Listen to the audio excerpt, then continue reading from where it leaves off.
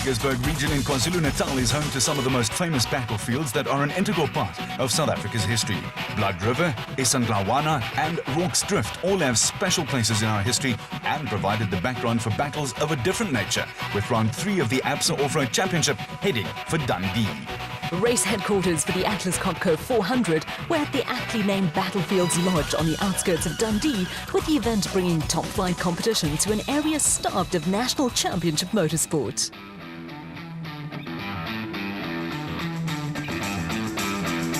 The only Absa Championship race held in KwaZulu-Natal was previously known as the Atlas Copco Sugarbelt 400, with headquarters at Eston on the outskirts of Pietermaritzburg. A major talking point as crews went through the normal registration process was what sort of terrain and conditions could be expected on a route that would run to a figure-of-8 format, with competitors completing east and west loops twice during the tough race.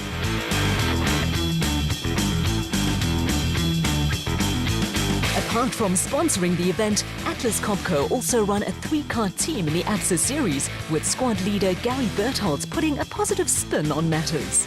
Absolutely, great support from Atlas Copco, coming out here, sponsoring the event, showing the commitment to the sport, the amount they put in, and really putting their name behind what we see as a great opportunity for marketing in a fantastically well sought out area so far. So hopefully this Battlefield's Atlas Copco 400 can be a great success. Pietermaritzburg is home to the Ford racing team, with South African champion Chris Visser also in a positive frame of mind.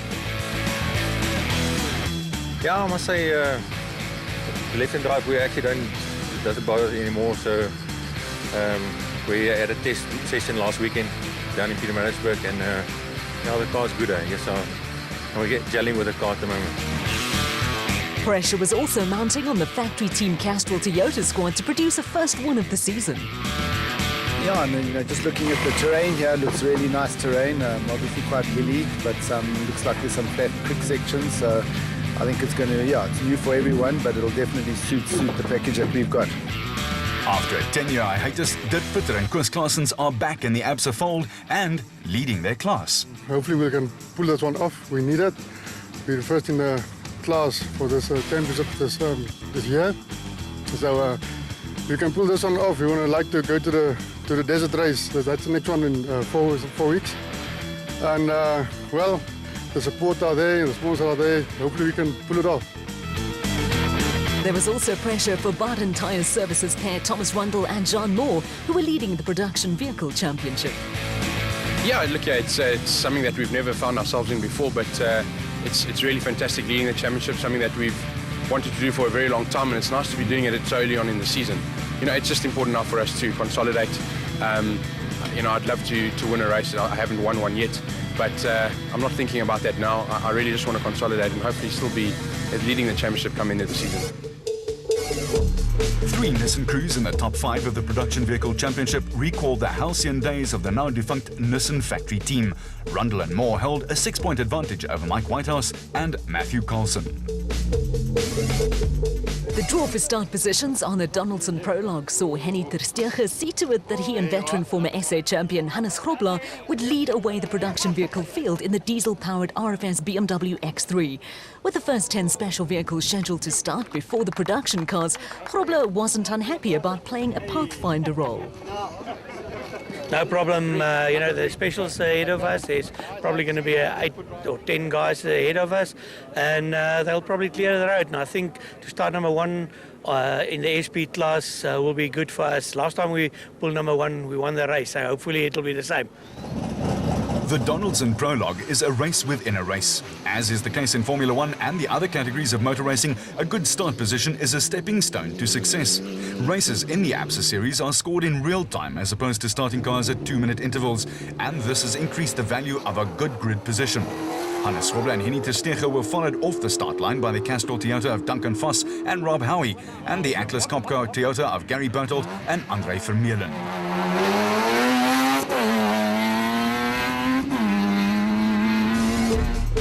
The prologue route was the same as the first loop of the race and covered 72 kilometers.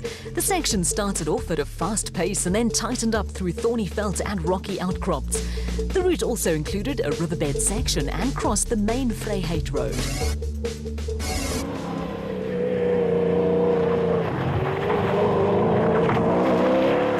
Toyota team convincingly won the opening skirmish of what promised to be an intriguing battle. The experienced Anthony Taylor and Chris Birkin made sure of pole position for the race with a controlled performance that saw them come in 51 seconds ahead of reigning South African champions Chris Visser and Jaapie Baardnost in the diesel-powered factory Ford Ranger. It was an encouraging start for Visser and Baardnost, but there were ominous signs for the opposition when the second Team Castrol Toyota crew posted the third fastest time, with Duncan Voss and Rob Howie only 2 seconds behind the Ford Ranger.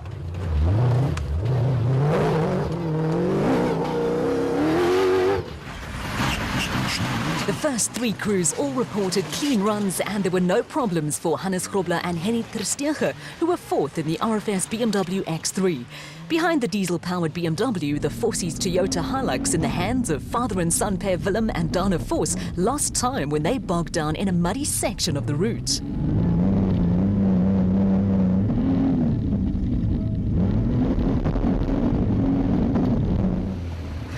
A tow rope is a must accessory for off-road teams, and a friendly farmer came to the rescue of the Rustenburg-based crew.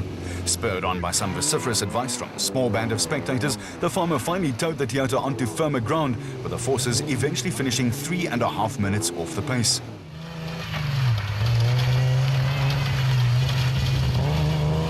Northwest crew Malcolm Koch and Johan Burger in another Toyota Hilux were just 7 seconds behind the forces and had 16 seconds in hand over Gary Bertolt and Andre Vermeulen. Loss of communications between driver and co-driver hampered the Atlas Copco crew, and they opted for a cautious approach on a tough route that had a little bit of everything.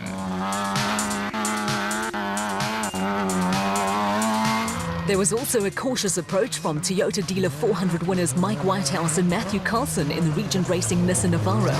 A maiden win on the Mpumalanga event took Whitehouse and Carlson into 2nd place in the championship, with consistency a forte for the Regent Racing crew.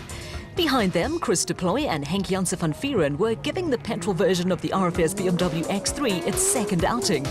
The Pretoria crew were caught out by the same stretch of mud that delayed the forces, and de Ploy could not help but vent his frustration.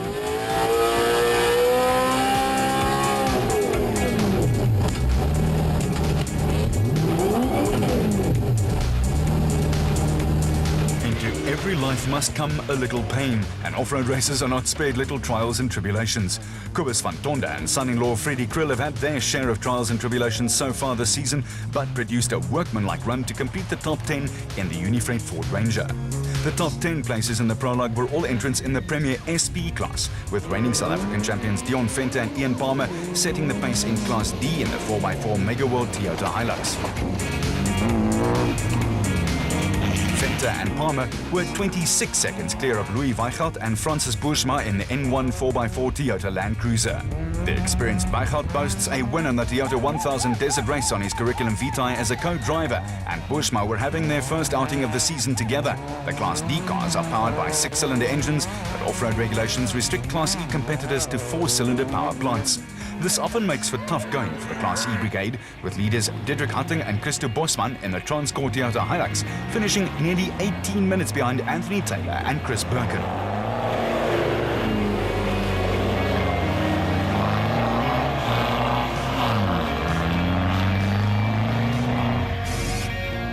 Back at race headquarters, hard-working technicians were busy readying their chargers for battle the next day, while crews held post-mortems and mulled over last-minute strategies for the race. It's going to be an interesting one. You know, it's virgin territory for everybody, but you know, we've got a good car underneath us. The Castrol Toyota is going superbly well, and I think it's going to be interesting. I just hope that I have a finish this time, and I hope it's at the front end of the field. Yeah, I must say I didn't thought we were going to be second, but yeah, I think it's an advantage at this point of time. Today the route was very rough, very, very rough. So some places you must be calm, otherwise you will break it back easy. I'm very surprised, and I think it's a very good route. You know, it's totally different from any of the other races, and it's unbelievable. And the spectators we had today, it's also very, very nice to see new faces and meet new people. Pressure is an ever-present companion for off-road crews, but on this event, Atlas Copco teams carried their sponsors' expectations. Yeah, especially. That's our event, and I think the pressure, sometimes unnecessary, but in this case, for the sponsor, we'll give it their best. There were no sponsor expectations for Marius and Jolanda Fourie to worry about, but leading the Class P Championship had its own measure of pressure. Ja, dit is, maar is baie lekker. Ek hou baie meer van nationals. Dit is meer kompetisie, baie meer. Dat is baie sterk competitie. Ja, nee, baie. En tactiek vir die naweek? Nee, wat, ons probeer maar die roadboek volg en op die pad te bly en dis maar wat ons kan klaarmaak. For reigning champions and current championship leaders, Collie and Quinton Sulwalt in the elegant fuel bat consolidation was at the top of the agenda. Yeah, look, the championship's still in the very early stages, so we're not really looking at that at the moment. But yeah, we're gonna go out and hope for the best result we can get, and maybe if we add some points at each event, maybe to the end of the year it counts, and we're looking forward to this event. The Sulwalts took to the Atlas Copco 400 an overall 11-point lead over Marius and Jolanda Fourie, with another Class P crew in Colin Matthews and Alan Smith in third place. I made a mistake. He's fully in the draw. I still gets one. Don't boys, what do you... He just gets one. That's it. He just gets one. It's my fault. I told him he was starting sixth, so I think he thought he didn't have to come. Okay. Are you drawing for it? We're first on the road again. As you know, we pull from 1 to 5. It's a lotto, and no one's as good as me when it comes to pulling number one. So we were told that we were actually out of the top 5, so we never came to the draw. We were on our way to driver's briefing, and when you're not there, our president will pull on your behalf. And it's the second time he's pulled on my behalf, and it's the second time he's pulled number one for us. So we left the pits comfortably knowing we were 6th on the road, and we've just walked into the news that we are actually first on a road that we've at a race that we've never been to. So we're going to have to get very wise and be very clever. And luckily I've got a good navigator, and we're going to go and give it our best. The plight of Evan Hutchison at the prologue draw brought a touch of humour to proceedings, but there were more surprises to come. Along with the other runners, KwaZulu-Natal crew Lance Three and Carl Wichmann in the LT earth-moving bat had no idea of what to expect out on the route. It was a level playing field, but Three and former quad racer Wichmann, who were having their first national outing of the season, upstaged the regular ABSA Championship runners by taking pole position in the special vehicle category. The KZN pair finished a healthy 1 minute and 17 seconds ahead of reigning champions and current championship leaders Collie and Quinton Sulwalt, with both crews reporting clean runs on a route turning out to be a lot tougher than what was expected.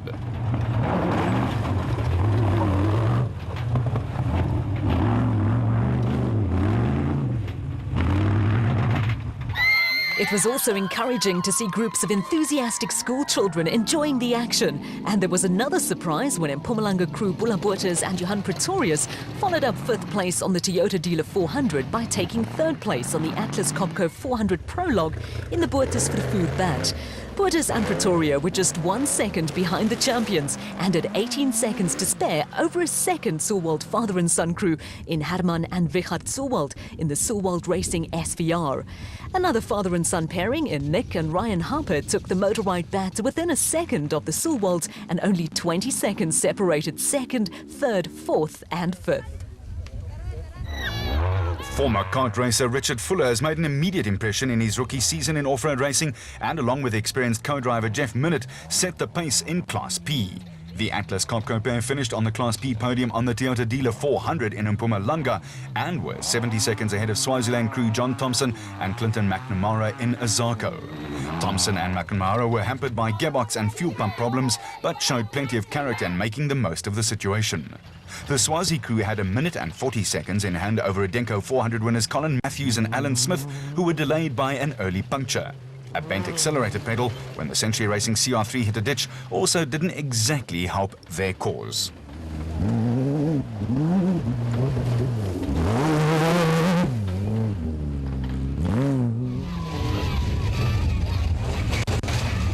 A little way behind the Century Racing entry, there was another turn-up for the books, with another local crew responsible for upstaging more fancied national championship regulars. Marcus Taylor and Derek Keith have plenty of experience and were leading the Class B charge in the JRE, and it opened up a big gap over brothers Keith and Andrew Macanetti in Azarko.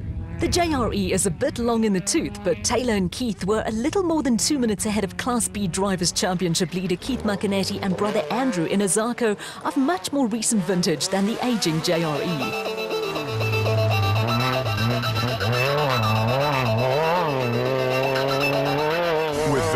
to choose between the top 5 cars, matters were delicately poised in the special vehicle category. I think this morning with the special starting first on the grass and stuff, definitely the later you started, the better your result would have been. Definitely the buckies have an advantage in the tight grass fields, but there's some rough patches out there where I think we can make up some time. So we'll see. I think tomorrow everybody's on a more level playing field, and we'll see if we can take the overall as well. Weet jy, daar's stukke wat baie vinnig is en dan is daar dele wat baie rof is wat ek dink die specials makliker hanteer. I'm very chuffed. We had a great run out there, troublesome run, and yeah, first P home, very chuffed with that, very chuffed with that. As part of a promotional initiative to help boost off-road racing in KwaZulu-Natal, a number of teams took somewhat apprehensive local journalists for a short spin over a section of the route. For the scribes, it was an eye-opener. Yeah, and it's unbelievable. I told him that maybe his mind operates differently from mine, because he was too fast, too quick to take turns, man. Believe me, there were turns that I thought, no, we're not going to turn there. But he's too fast, even in the muddy areas. He's too good, man. And it was an awesome experience.